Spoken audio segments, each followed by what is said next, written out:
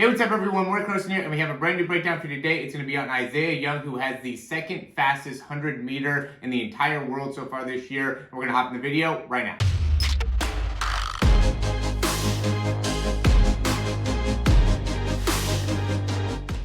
Okay, so this video is from about a week ago where Isiah Young here actually beat Noah Lyles and a few other really good sprinters here in the Adidas Boost games. And so what we'll go into, and obviously we got Isiah Young and Noah Lyles will really be the two guys that we'll focus primarily on. But I really like, when watching Isiah Young here, how he starts. And I know he in 2012 ended up going to the Olympic trials for the 200 meters. And the big reason that I think he was able to accomplish that, or usually 200 meter guys are not as good out of their start. But you could really see Isiah Young does a great job of exploding out here, keeping that really low heel recovery there. He might have dragged that foot a little bit, but then it was really quick in being able to get that knee right back up. And just notice the quickness here, guys. I think that's so important.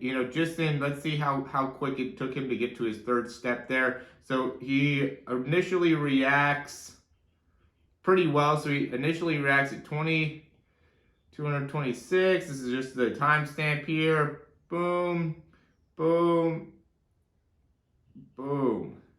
So 201.1. So it took him not even 1 second from the time he initially reacted, right? So that was from just here, both hands on the ground, just initial reaction. 1, 2, 3. Sorry, 1-0 there. And now it's under 1 second, right? So I think that's super important for you guys to understand, is just how fast those first 3 steps end up being, right? They want to be very, very quick. He's still getting range of motion. He's still picking up a good amount of ground there, but they're very, very quick. And in order to do that, you got to be able to work laterally. You got to be able to have the range of motion within the hips to be able to drive the knee through, come out to the side. Look at how far outside that foot is compared to the hip, and how inside of his foot he is when he's landing there. Really on the inside part of the toe. Lands, boom. This one not as far outside, and typically you need one leg that's going to help you regain balance, regain control. And so he gets that second foot down, third foot, boom, again a little bit more off to the side, and he's pretty far up. Really, all these guys are pretty far up. The only guy here is in lane 5 who's still pretty far down, and I would say he didn't really have too good of a start as well. But all these guys are pretty well up in even their third step, right? They're not standing up, but their hips are through. Okay, that's an important thing to be able to understand, is when we're trying to work on our start, it's important to be able to get a rise in the spine. They're not just keeping their spine low the whole time. They're driving their hips up, and their spine up, and they're really driving their hips through. And then once they get to this position, now it's the drive phase, right? Now they're trying to stay with their spine in this position as they're driving their knee through, working on the speed and the range in the feet. Look at all of them are just maintaining the same type of position. Looks like Josephus here in the first lane is a little bit up too early. Even here could be up too early. So not a great start there in lane 5. But really like how Isiah Young goes through that drive phase. So let's see how many steps it takes for him to actually look up here. 1, 2, 3, 4, 5, 6, 7, 8, 9. About the 9th step. Right, we got Noah Lyles there as well. Let's see how long it takes for him to look up. He's probably a little bit longer. He stays in his drive phase for a pretty good amount of time. 3, 4, 5, 6, 7, 8, 9, 10, 11, 12, 13, 14, 15. And notice both of those guys, how, even when they're looking up, right? So he's starting to look up here.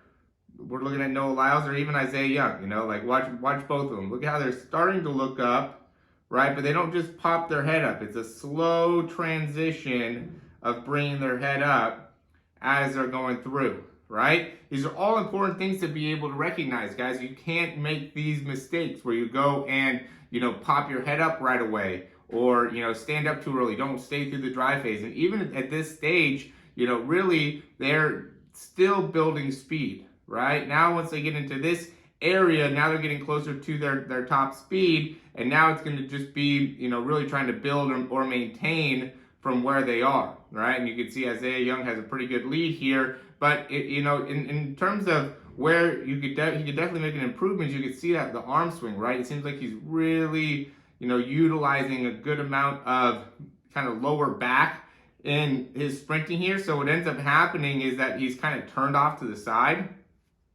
And this will cause, you could have the compensation with, like the obliques and the hips and the spine, but over a period of time, this is going to end up causing, back pain or some overuse issues and stuff like that. I'm sure he goes and works with some chiropractors to be able to keep his spine nice and aligned, to be able to, kind of compensate with this. And a lot of times, guys, this is why I don't think it has a lot to do with genetics. This is a perfect example, is, he doesn't have the, perfect body type or, genetics to be able to be a great sprinter, but he's a hard worker. He stays consistent with it. And that's what has got him to, be able to have the second fastest 100-meter in the world right now, right? Because when I'm looking at this is definitely not an anatomically good position to be running in. You can see his head's facing one way and his body's facing another way, right? But he's still able to maintain this. He has a strong core. He has strong hips.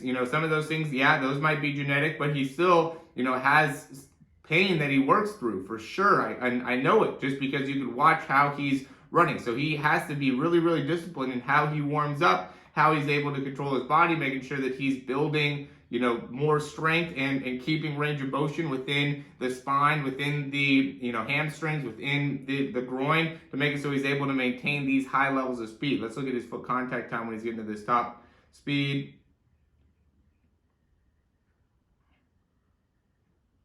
.897. Can't see great there, but it looks like he's off around that 04. So he's definitely under 0.1. 1.7. Yeah, another, just great foot contact time. Just another example, that seems to be the big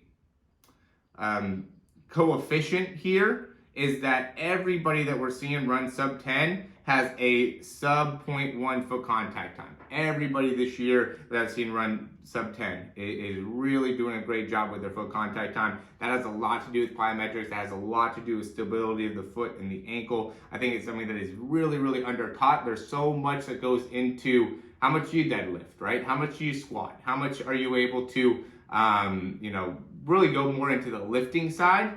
And there's not enough that goes into the foot and how stable people are and how well they're able to land with one leg. And there's a lot that goes into being able to run at a high speed that will directly correlate to being able to be very, very stable with the foot. And then also translate into having more strength in some of those lifts as well. So, if you guys are not putting enough focus on your feet and your balance and your control, that's going to really have a negative impact on you when you go into sprinting. So as always, guys, I hope you liked this information. If you did, go ahead and click that thumbs up down below. That really helps us out a lot. Subscribe to the channel if you haven't already. And if you have any questions, comments, recommendations, you can leave those down below. We're doing a free giveaway right now where if you just take a screenshot of you subscribing to the channel and liking the video, you automatically get entered into the giveaway. And what you're going to potentially win is a $100 gift card, as well as a $97 speed breakdown program, which is going to be 4 weeks of training and unlimited breakdowns for 4 weeks.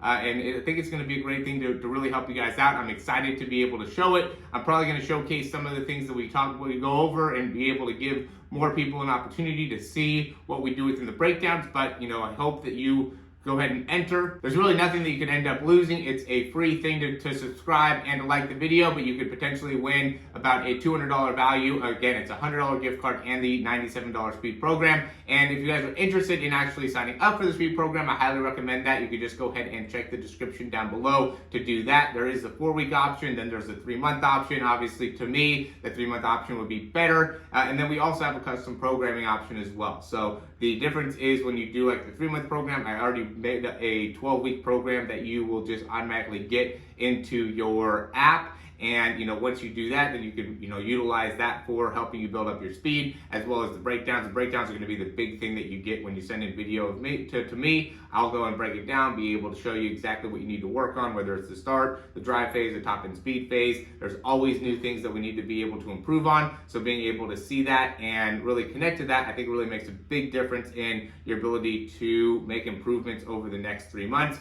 And then the other big thing is, with the custom programming, it just is more tailored towards the equipment that you have. So if you have more dumbbells, barbells, do you work out at a gym, do you have plenty of field space? Just depending on what it is that you have from an equipment standpoint, I build out the program accordingly. You still get the unlimited breakdowns, which, the more that, from my opinion, the more that we're able to connect, on Zoom or through breakdowns or just ask questions, anything like that, the better off you're going to be. Just a personalized coach that's going to really be able to help you out in understanding how to run faster, how to sprint faster. And really, this is going to be for all types of athletes, not just in, sprinting. I do put a big focus on sprinting because I think you guys are, the sprint athletes are the best in the world. So we want to be able to utilize some of the formula they have and apply it to football, baseball, soccer, basketball, whatever the case may be, because a lot of the principles carry over. Just the track and field athletes are able to do it at the highest level, which is why, we usually break those people down. But as always, guys, thanks for watching. If you're still watching right now and you haven't clicked that thumbs up, I really would appreciate if you do, and we'll talk to you soon.